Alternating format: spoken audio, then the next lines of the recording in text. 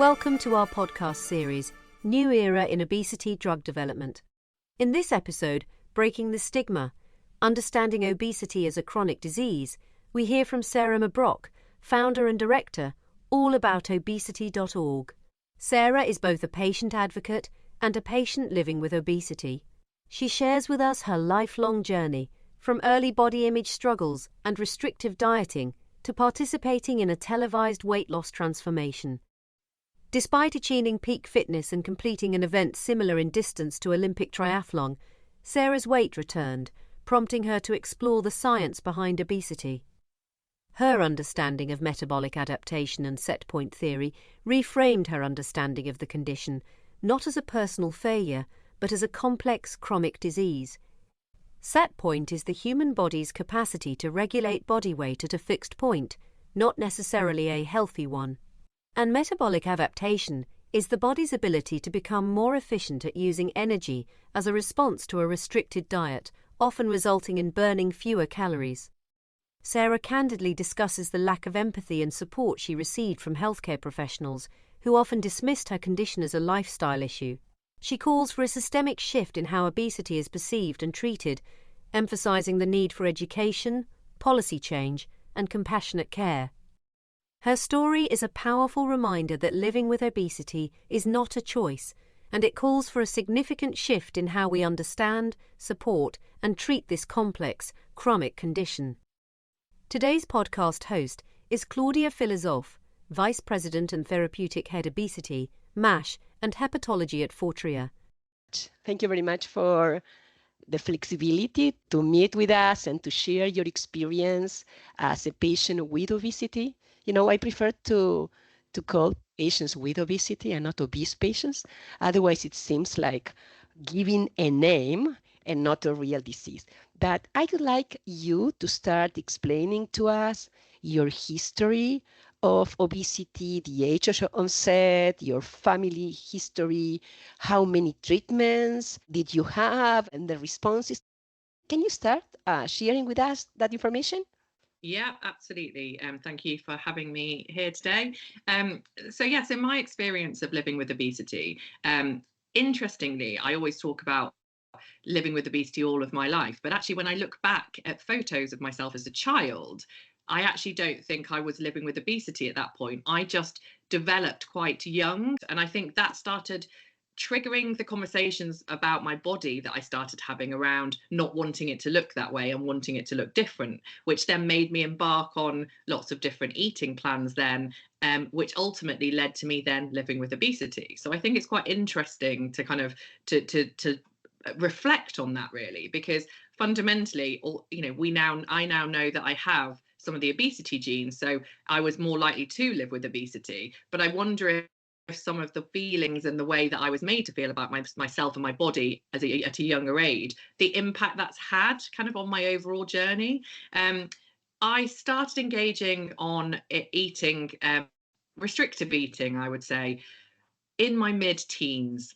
So between the time of doing in the UK, it's GCSEs and A levels, which is kind of age 16, I embarked on my first 800 calorie milkshake diet. So obviously restrictive eating, and went from being a UK size 14 to a UK size 10, 12 kind of over that summer. So that was kind of to give you an idea of kind of what size I was. And then when I went to university at 18, probably went to university about a size 14 again. But by the time I left university 4 years later, I was around a size 20, 22, so UK 20, 22. So that's when I kind of entered kind of the obesity realm and living with obesity.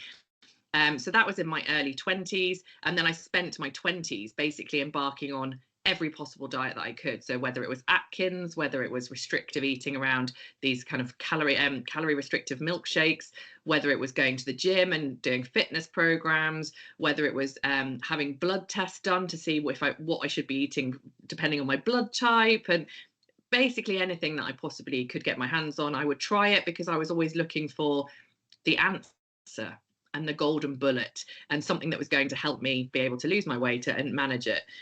And it wasn't until my late 20s, early 30s that I took part in a weight loss TV program that was very much a transformational program. And it was taking me from doing no exercise at all or very little to then being given a personal trainer for 2 hours a day every day, and changing my diet. And I was filmed over 9 months on this process and made into a documentary at the end.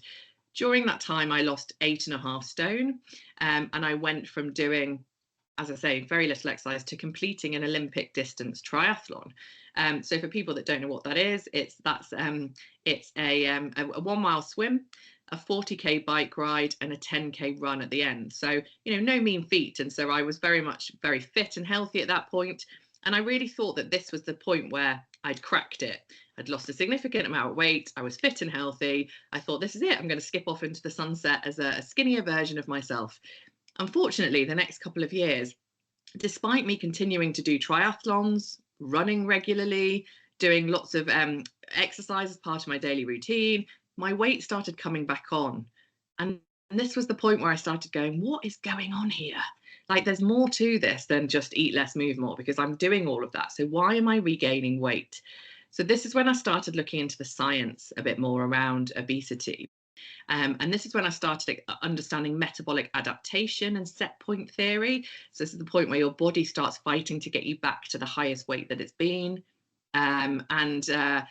That was really interesting for me, and like a light bulb came on, because it was suddenly like, so actually this isn't a moral failing of me, and not me doing something wrong and me having lack of willpower. There was something stronger going on here. There was physiological elements within my body that were making me want to get that weight back on, and that was quite a pivotal moment for me. Mm-hmm. Sarah, during all these years, since your 20s to now, I guess that you went to several physicians for several reasons. Did you feel that you were respected with your disease? Well, no, because I think I've never felt that my chronic disease of living with obesity has been acknowledged as being a disease. I've always felt like it's been looked at like a lifestyle condition, and that I've been made to feel like I had to go away and do something about it. And the only support that I'd had from healthcare professionals was kind of like, have you thought about going to see a dietitian and looking at what food you're eating, because you're clearly maybe not getting that right. But other than that, I've always kind of been met with, oh, well, just go and eat less and move more, and not really met with a lot of support or care at all. So yeah, it's been a definitely a challenging journey to feel like you're on your own and that nobody wants to help you. Yeah, like giving you the responsibility for doing your own treatment, and this doesn't happen definitely in any other discussion. So we seem to be going into the right direction, but obviously we are going too slow. In your opinion, what changes are needed? So I think, in my opinion, what needs to change with regards to obesity, and also the way that we look and treat people living with obesity, is that we need to recognise it as being a chronic disease. And I think some countries have done this, but some haven't. And the UK still hasn't recognised it as being a chronic disease.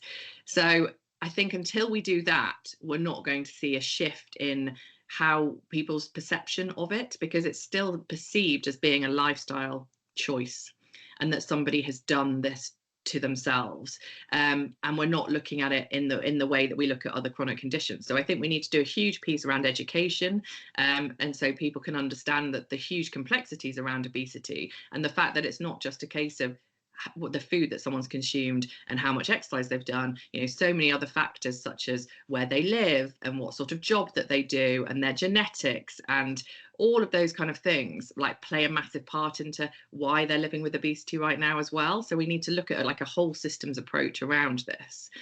And then I think the other bit is around accessibility to the support and care, and investment into obesity treatment and care, because that's what's not happening here. We're not seeing additional funding being put into the NHS or into the system to support people living with the chronic condition of obesity. We just see kind of, again, this kind of, oh, people can just sort themselves out. We're not seeing it being invested into like other chronic conditions are. And I think that's frustrating. Sure. The limited health coverage seems to be similar in any other country in the world, not just limited in UK.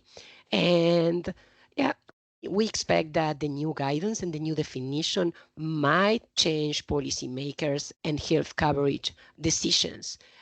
This is something that we will see in the near future. So Sarah, it was very helpful to understand how you lived with the chronic disease during all these years. Do you have any final comment, anything that you want to share? I think the thing that I'd like people to understand, I suppose, is that when you see someone living in a larger body, that we should have a bit more empathy and support for them, because it's not a choice to live with obesity. People are really going through a lot of kind of struggles with their everyday kind of lives of living with obesity. And I think we need to just be kinder and remove the judgment that we have around these people, because I think I've spent a long time feeling like I have to justify my existence because of the body that I live in, and it's quite exhausting. So I think we just do need to look at people living with obesity, recognize that it's a chronic disease, and actually have more empathy and support for them rather than judging them and shaming them, because that's not helpful. Absolutely. And you're lucky that you have a science background and you dedicated time to understand your disease, and you could find um, some explanation by yourself and seek for therapy. But this is not the case with most patients with obesity. And this is the reason why we need to work in education. The objective of this interview is to make the public, the scientific community, but everybody aware of what a patient with obesity can be suffering, and try to help to make a change. Please stay tuned for episode 2 of the new era in obesity drug development, the heart of participation. What brings patients to trials?